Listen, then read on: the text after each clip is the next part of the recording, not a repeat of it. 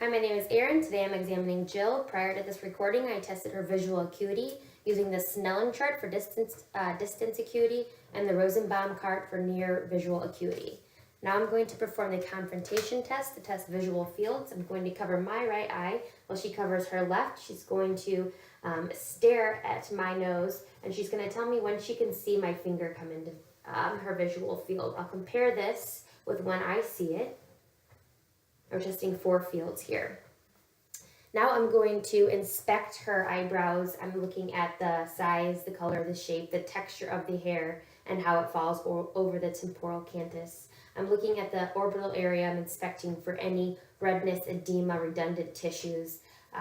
Closing her eyes, I'm inspecting the eyelids for any swelling, flakiness, ptosis, fasciculations. I'm palpating lightly her eye to notice for any masses or nodules. This should not elicit any tenderness. She can open her eyes. I'm doing this in both eyes as well. Opening her eyes, her sclera should be white. It should not be fully visible unless she opens her eyes wide. The irises should be round in shape, equal in color. Hers are blue. Her pupils should be round and equal in size and shape as well. I'm going to inspect the conjunctiva by lightly bringing down her eye. I'm looking at the color. I'm assessing for any foreign bodies,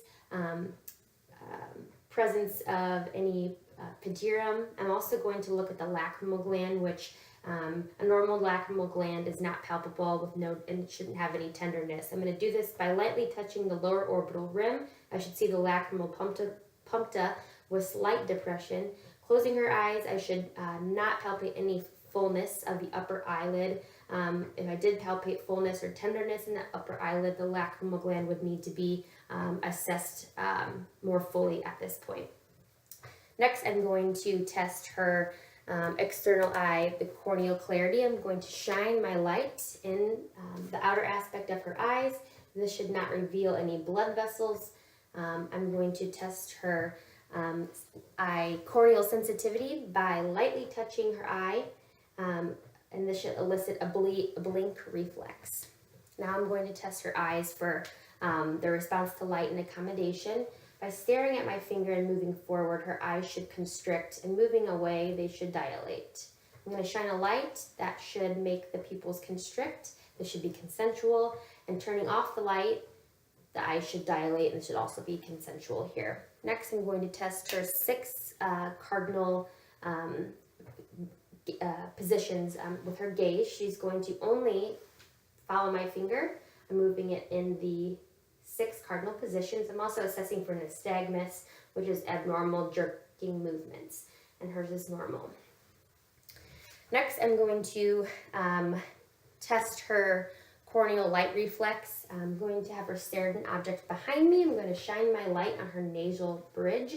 The light should reflect symmetrically in both eyes. If it did not, we would do the cover-uncover test. Now I'm going to use my ophthalmoscope. She's going to focus on an object behind me. First thing I should see is the red reflex. As I move closer to the eye, I'm looking at the lens for clarity. Getting closer to the eye, I can see the retina, which should be a yellowish, pinkish, reddish appearance. I should see the blood vessels here. They are branching away from the optic disc. The venules are larger than the arterioles, and the arterioles should appear brighter when light is reflecting on them. I'm using the branching blood vessels as a landmark to find the optic disc. The optic disc is yellow in color, and it is about 1.5 millimeters in size. She's going to then stare into the light, and I'm looking at her macula. This may be hard if the pupils aren't dilated, but it should appear as a slightly lighter colored dot in an avascular area. Now I'm going to look at the depth of the anterior chamber. I'll do this by shining a light, looking at how the pupils and where they sit in the eye. A deeper anterior chamber, the pupils will sit further back in the eye. A shallower anterior chamber, the pupils will sit more forward in the eye, and the average size, or the average depth, is about 1.5 to 4 millimeters in size. Next, I'm going to inspect her ears. The auricle should be at the bottom of an imaginary line from the outer canthus of the eye. It should sit right just below it. And the auricle should also tilt about 10 degrees back. I'm looking at the skin condition of the ear, looking for any redness, edema, any deformities. I'm going to palpate the ear, looking for any nodules, any tenderness. I'm going to look at the outer ear canal to see if I can see cerumen. I'll use the otoscope to look at the inner ear canal. I should see that the inner ear canal is pink, minimal cerumen, and that there are hairs lining the ear canal. The tympanic membrane should be pearly gray in appearance with no perforation. Some landmarks that I should see is the umbo, the handle of malleus, and a light reflex.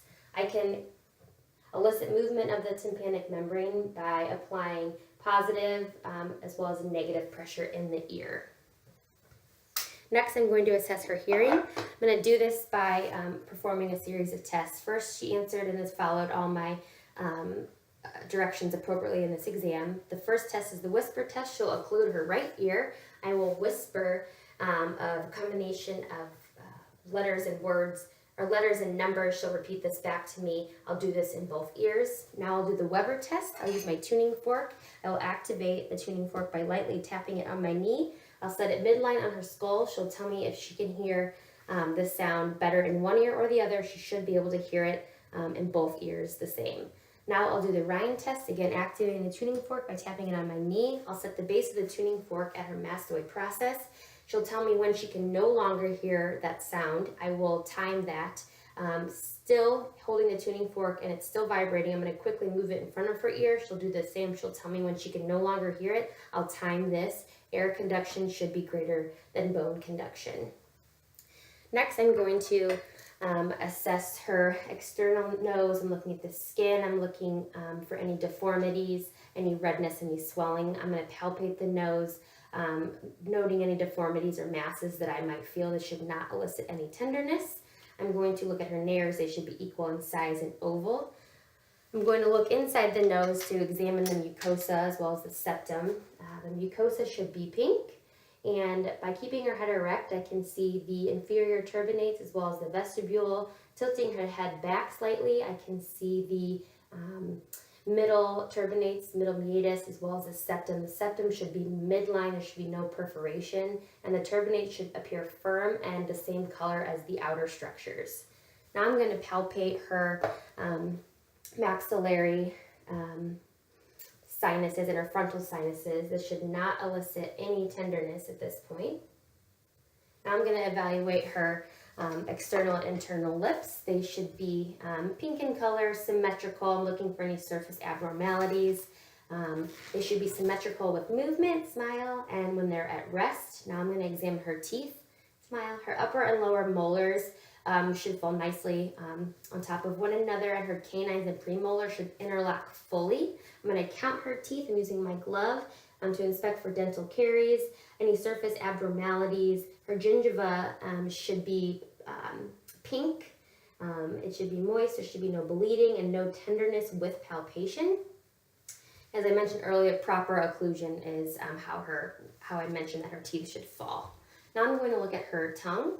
She's going to stick her tongue out for me and open her mouth. I'm going to look at the color, the symmetry of the tongue. I'm going to look at, the tongue should be dull red. The buccal mucosa should be also a dull red. I'm looking for any masses. I'm feeling around the buccal mucosa here.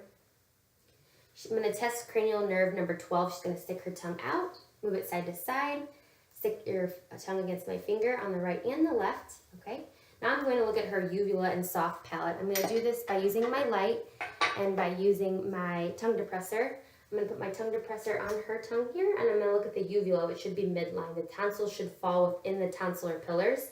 The posterior oral pharynx should be pink, smooth, and glistening, and you can see the appearance of some blood vessels. I'm going to list the gag reflex here. Okay, and that's it.